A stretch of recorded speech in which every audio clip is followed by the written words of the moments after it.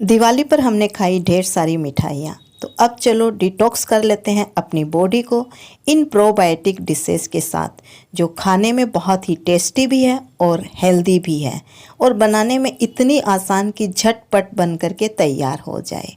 देखिए कितनी सॉफ्ट सी भी है। तो चलते हैं हम अपने किचन की ओर।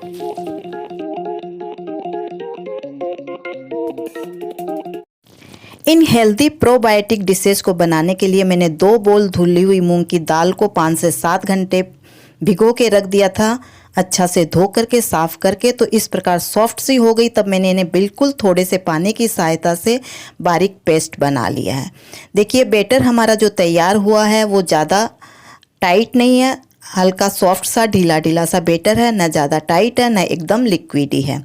इसको अब हम अच्छा से फेंटेंगे, लेकिन इससे पहले हम इसमें ऐड ऑन करते हैं कुछ मसाले आप अपनी पसंद के अनुसार डाल सकते हैं, पर मैं जो चूज कर रही हूँ वो है नमक अपने स्वाद के अनुसार लीजिएगा। थोड़ा सा सौंफ दरदरा कूट के ले सकते हैं और उसके बाद धनिया है साबुत वाला जो होता है, इसका टेस्ट भी बहुत अच्छा आता है, और साथ में है चिली फ्लेक्स। बस इतना ही मसाला मैं यूज कर रही हूँ और इसको देती हूँ एक मिक्स, और उसके बाद इसको थोड़ी देर हम फेंटेंगे। हमें इसको इतना फेंटना होता है कि ये एकदम लाइट हो जाए, तो ये थोड़ा सा एक टाइम टेकिंग वाला प्रोसीजर होता है। अगर आप यहाँ चाहे तो किसी हैंड विस्कर का या इलेक्ट्रिक बीटर अगर आपके पास हो तो उसका यूज करेंगे तो ये काम थोड़ा ज़्यादा आसानी से और जल्दी हो जाएगा। तो मैं इसे अभी फेंट रही हूँ। अगर इसको हम हाथ से फेंटेंगे तो 10 से 15 मिनट लग जाएंगे। तो मैं इसे एक बार साइड कर देती हूँ और अपने कांजी की तैयारी कर लेती हूँ। 3 कप मैंने पानी के डाले हैं जो कि उबाल करके ठंडा किया हुआ है, और उसके बाद में मैंने थोड़ा सा डाला है हींग, आधा चम्मच नमक थोड़ी सी मात्रा बढ़ाई भी जा सकती है अगर आप पसंद करते हो तो। हल्दी है 1/4 टीस्पून, आधा टीस्पून लाल मिर्च, और 1 चम्मच मैंने डाली है पीली सरसों बारीक पीस करके रखी हुई है। अगर आप पीली सरसों का प्रयोग करते हैं तो वो भी ठीक है, और अगर नहीं तो आप चाहे तो राई को भी बारीक पीस करके, जो राई दाना आता है, सरसों का दाना नहीं राई दाना, उसको पीस करके आप यूज कर सकते हैं। और आधा चम्मच ही मैंने डाला सरसों का तेल, इससे इसका फ्लेवर बहुत अच्छा आता है, इसलिए इसको ज़रूर डालिएगा। और अब हम इसको ढक करके फर्मेंट होने के लिए रख देंगे।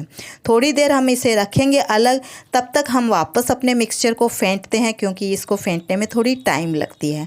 हाँ, यहाँ पर एक टिप मैं आपको दे सकती हूँ कि अगर आप इस प्रोसीजर से बचना चाहते हैं तो यहाँ पर इनो का प्रयोग कर सकते हैं या बेकिंग सोडा का प्रयोग भी कर सकते हैं।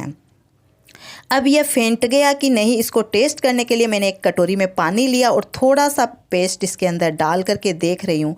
ये जब मेरा ऊपर फ्लोट कर रहा है तो इसका मतलब है कि ये पूरा ठीक से फेंटा गया है। अगर ये ऊपर फ्लोट नहीं करे तो नीचे बैठ जाए तो आपको ये समझना होगा कि अभी आपको इसको और विस्क करने का ज़रूरत है। अब मैं इस मैंने अपम पैन को गैस पे चढ़ा दिया है, और ग्रीस करने के बाद उसमें मैं डाल रही हूँ अपने बैटर को। गैस की आंच मेरे को यहाँ पर एकदम धीमी रखनी होगी, क्योंकि अगर गैस की आंच यहाँ पर तेज़ हुई तो हमारे ये जो पकोड़े हम अपम पैन में बना रहे हैं वो क्या होगा कि नीचे से तो जल जाएंगे और बीच से ऊपर से कच्चे रह जाएंगे। तो इसलिए गैस की आंच को धीमे रखते हुए मैं यहाँ पर सारे घोल को उसमें थोड़ा थोड़ा जितना हमारी रिक्वायरमेंट है पलट देती हूँ अपम के सांचे में, और ढक करके इसको 5 मिनट पकने के लिए रख देंगे। ढकने से क्या होता है कि ये अपनी स्टीम में खुद ही पकते रहते हैं। अब देखिए जब ये पक गए हैं ना तो बड़ी आराम से इस प्रकार ये अपनी स्पेस को छोड़ के आराम से निकल रहे हैं। तो हम इन्हें पलट देंगे, क्योंकि अभी हमें इन्हें पलट करके भी पकाना पड़ेगा ताकि ये दोनों तरफ से इक्वल क्रिस्पी हो जाए। तो इस प्रकार हम किसी एक दूसरी चीज़ की मदद लेकर के इनको पलट सकते हैं सारे को, और फिर हम इन्हें अलग से वापस से ढक करके पकने के लिए रख देंगे। 2 से 3 मिनट अब हमारे वापस इसको पलट के रखेंगे तब लगेंगे, क्योंकि इस बार हमें केवल नीचे से पकाने हैं, क्रिस्पी करने हैं। ऊपर से ऐसे ऑलमोस्ट ये पक से तो जाते ही है। 3 मिनट बाद जब मैंने खोला तो देखिए ये इस प्रकार के हमारे तैयार हो गए हैं। हाँ, आप बीच में एक बार जब चाहे तो बीच में 1-2 बार चेक ज़रूर कर लीजिएगा कि ये आपके कैसे पके। देखिए एकदम सॉफ्ट से बने हैं पकोड़े हमारे। तो इन्हीं से अब हम बनाएंगे दही भल्ले और हमारे कांजी बड़े भी। पहले मैं आपको दही बड़े बना के दिखाती हूँ, जिन्हें हम दही भल्ले भी कहते हैं, और उसके बाद मैं दूसरे घोल से आपको कांजी बड़े बना के दिखाऊँगी। तो दही बड़े के लिए हम क्या करेंगे, नॉर्मल सा पानी मैंने लिया, उसमें थोड़ा सा हींग डाल दिया है और मिला करके अब मैं सारे जो अपने पकोड़े मैंने तैयार किए हैं उनको इस पानी में पलट के ढक करके 15 से 20 मिनट के लिए रख दूँगी। और अब हम आगे की कुछ तैयारी हमें करनी पड़ेगी। तो इससे पहले मैं जो बचा हुआ घोल है उसके भी पकोड़े पैन में इसी प्रकार बना लेती हूँ, गैस में धीमी आंच रखते हुए, और ढक करके उसको पकाएंगे हम यहाँ पर। और इन बिटवीन मेरे को बहुत सारी तैयारियाँ मसाले की और करनी होगी, तो वो भी मैं करते जाऊंगी। देखिए पकोड़े हमारे जब वापस मैंने 5 मिनट बाद खोले हैं तो इस प्रकार से ये सारे रेडी हो गए हैं। तो इनको भी मैं अलग निकाल करके रख लेती हूँ सारे। इनसे हम बना लेंगे कांजी बड़े। तो सबसे पहले अब हम बनाते हैं अपने दही भल्ले की तैयारी करेंगे। तो लेकिन एक बार मैं आपको दिखा देती हूँ कि ये पकोड़े देखिए एकदम सॉफ्ट से और अच्छे से बने हैं।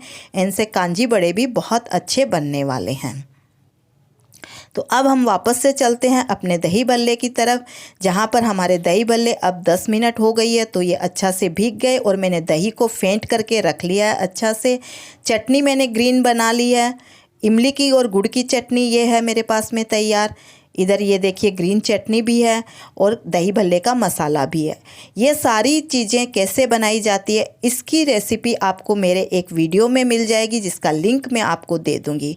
अब दही हमारे पास में है तो इसमें मैं थोड़ी सी 3 चम्मच करीबन डाल देती हूँ चीनी का, ताकि इसमें एक चाट वाला फ्लेवर आ जाए। तो इसको मिक्स करके मैं रख देती हूँ साइड में और दही भल्ले के डिब्बे को खोल लेते हैं। और इस प्रकार हाथ से दबाते हुए, सावधानी रखते हुए कि हमारे दही बड़े टूटे नहीं, क्योंकि ये बहुत सॉफ्ट हो गए हैं देखिए।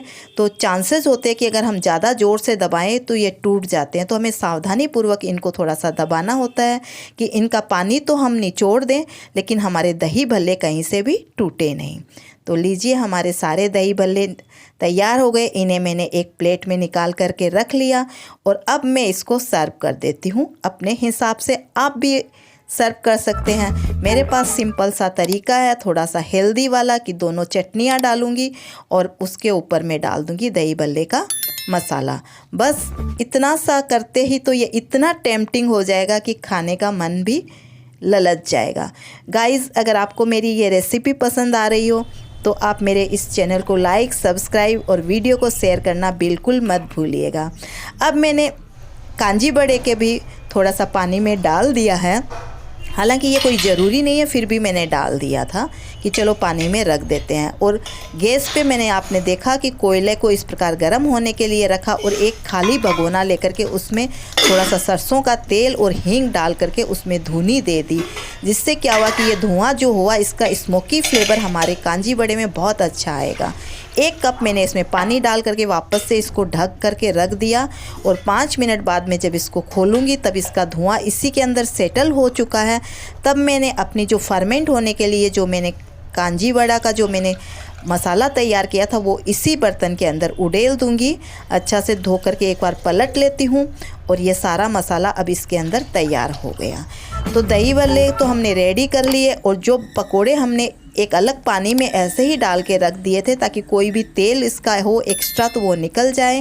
हालांकि ये ज़रूरी स्टेप नहीं था पर मैंने कर दिया। तो सारे दही भल्ले अब मैंने निचोड़ करके सारे जो हमारे पकोड़े थे वो निचोड़ करके मैंने डाल दिए और अब वापस से मैं इसको उसी ग्लास के कंटेनर में डाल करके पानी के साथ में रख दूंगी। इसको अब हमें 24 घंटे रखना है। 24 घंटे में ये इतना अच्छा फर्मेंट हो जाएगा और इतना टेस्टी हो जाएगा, वो मैं आपको 24 घंटे बाद आज दिखा रही हूँ। तो देखिए अब आपको इसका अंदर का सीन कैसा लग रहा है। तो ये इस प्रकार जो ऊपर में जो आया हुआ है ना, ये इस बात का साइन है कि ये अच्छा से फर्मेंट हो गया। अब मैं इसको आपको पलट के दिखाती हूँ वापस बर्तन में। मेरा इस बर्तन में रखने का मेन रीज़न यही था कि फर्मेंटेशन कांच के बर्तन में बहुत ज़्यादा अच्छा होता है। तो इसको मैं एक कांच के बाउल में सर्व कर लेती हूँ। आप चाहे तो इसको स्टील की प्लेट में ट्रेडिशनली जैसे सर्व किया जाता है वैसे भी सर्व कर सकते हैं। तो ये देखिए हमारे कांजी वड़े भी बहुत अच्छे से तैयार हो गए। अब इसको ऊपर में गार्निश करने के लिए आप नमक, सेका हुआ भुना जीरा और मिर्च पाउडर का यूज कर सकते हैं, पर मेरे पास में दही भल्ले का मसाला रेडी है जो कि इन सब चीज़ों से ही बनता है, तो मैं वही डाल देती हूँ और फिर हम लोग इसको एंजॉय कर सकते हैं इस टेस्टी सी रेसिपी को, जिसको देख करके ही मुंह में पानी आ जाता है। मेरे तो आ जाता है। अब आपको कैसा लगता है ये कमेंट करके ज़रूर बताइएगा। हम फिर मिलेंगे किसी नए वीडियो में, तब तक के लिए बाय बाय।